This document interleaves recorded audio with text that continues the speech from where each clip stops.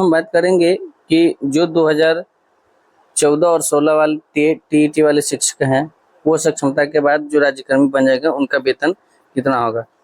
देखिए, कुछ लोग हैं जो यूट्यूब पे बिना मतलब कहीं आके, बिना वीडियो देखे कि उस वीडियो में क्या बताया गया है, कुछ भी आके कमेंट कर देते हैं।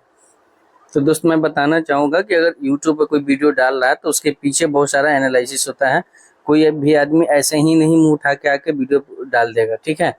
ये सारा जो आप देख रहे हैं ना, वो सारा हाथ से लिखा हुआ है, बनाया गया है, ठीक है, ये सब चीज़। तो जब तक इस पे मेहनत नहीं किया जाता तब तक नहीं डाला जाता। और यूट्यूब पे वीडियो बनाने में बहुत सारा मेहनत है, कभी बना के देखिए, पता चलेगा। तो चलिए बिना किसी देरी के हम शुरू करते हैं।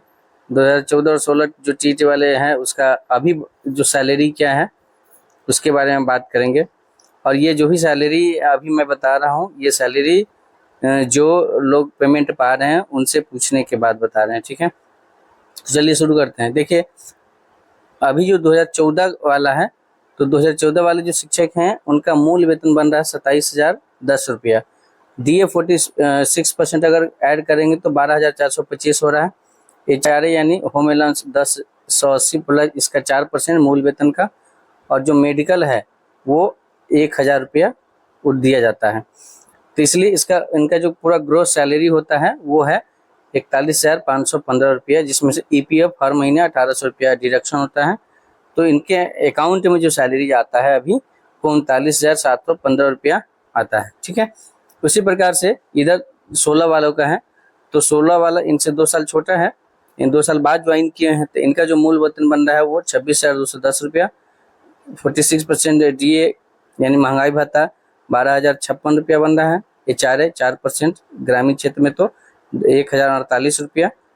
और मेडिकल सभी के लिए 1,000 रुपया बनता है। तो इनका जो ग्रोस सैलरी है टोटल वो 40,314 रुपया है, जिसमें से EPF यहाँ भी 1,800 रुपया करता है।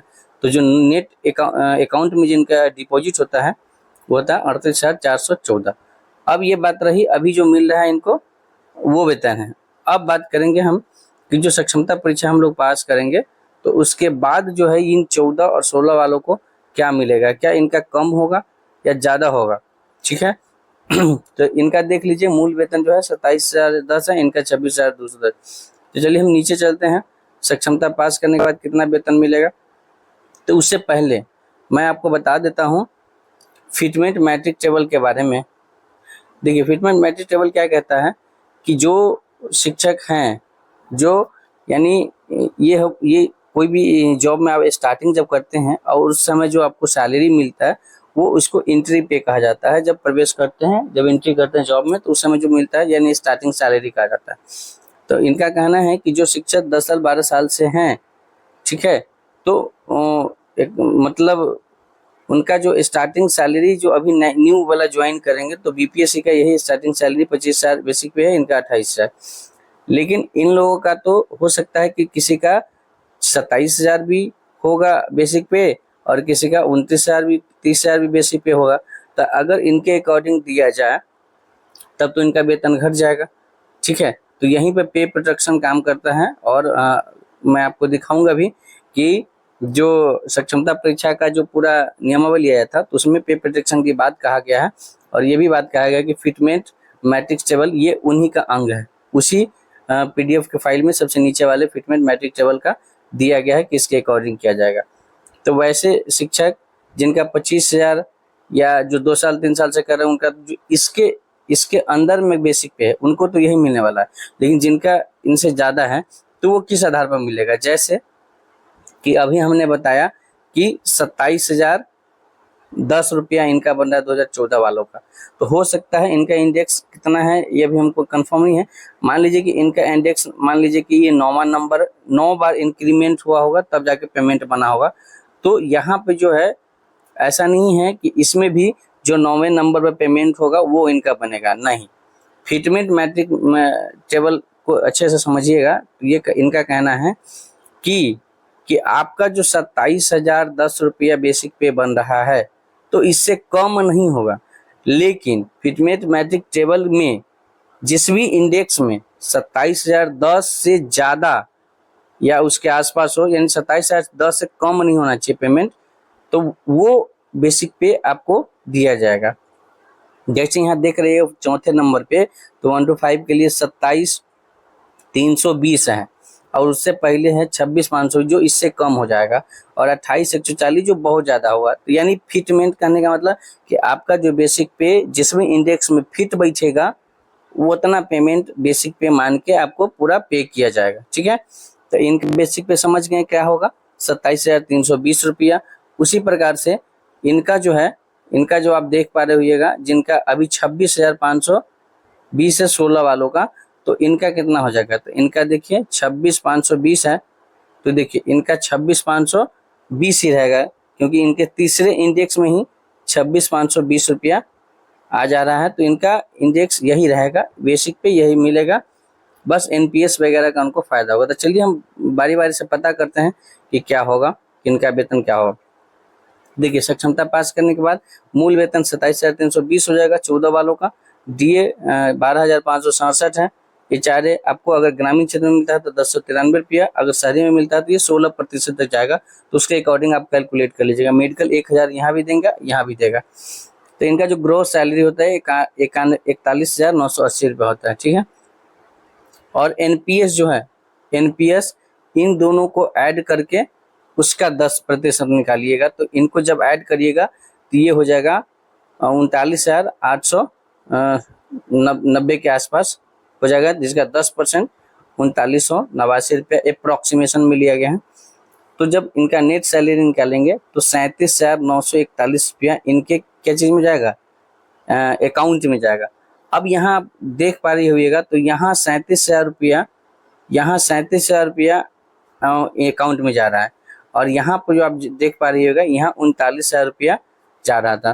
तो इसके अकॉर्डिंग तो इनका जो नेट सैलरी है जो अकाउंट में गया वो तो कम गया, लेकिन यहाँ जो कमा है पैसा वो गया कहाँ।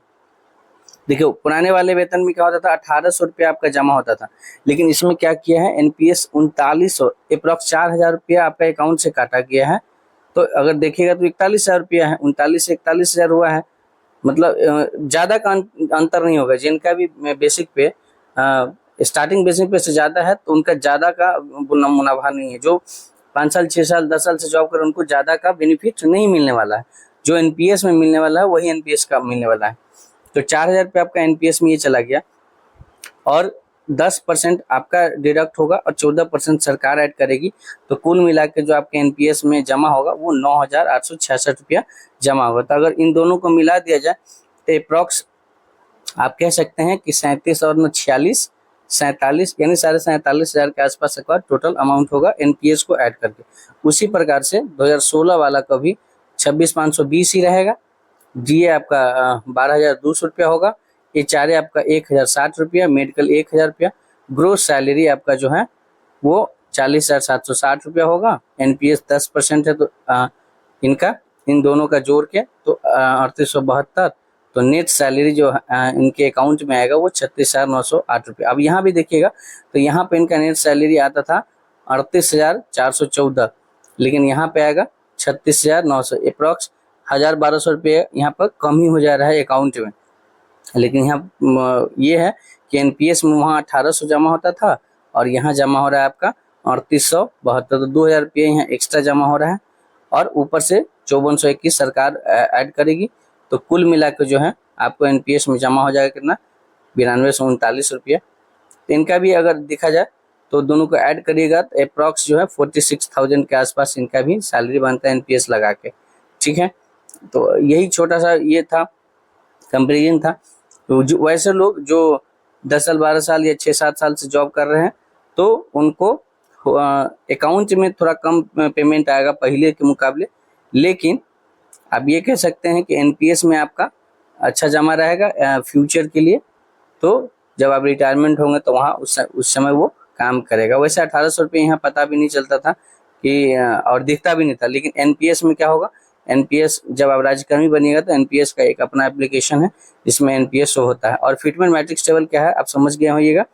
फिटमेंट ये नहीं है कि हमारा 16वां इंडेक्स में नियोजित शिक्षक का था तो 14 मान लीजिए 14वां में तो 14वां के अनुसार 36,000 बनेगा, नहीं, वहाँ 14वां 27 बन रहा था, तो 27 के आसपास जो भी वेतन होगा 27 से ज़्यादा उसी इंडेक्स में आपको रखा जाएगा। ठीक है, आई होप कि वीडियो समझ में आया होगा, और प्लीज़ जब तक अच्छे से वीडियो को रीड नहीं करिएगा तो नॉलेज होगा नहीं और आप उल्टे सीधे कमेंट करते रहेंगे। ठीक है, तो आई होप कि आप इस वीडियो को पूरा देखेंगे, उसके बाद समझ में आ जाएगा। अगर जानकारी अच्छी लगी हो, संतुष्ट हो, तो एक कमेंट करके आप कमेंट कर दीजिएगा, लाइक कर दीजिएगा और ज़रूरतमंद लोगों के पास शेयर करना ना भूलिएगा।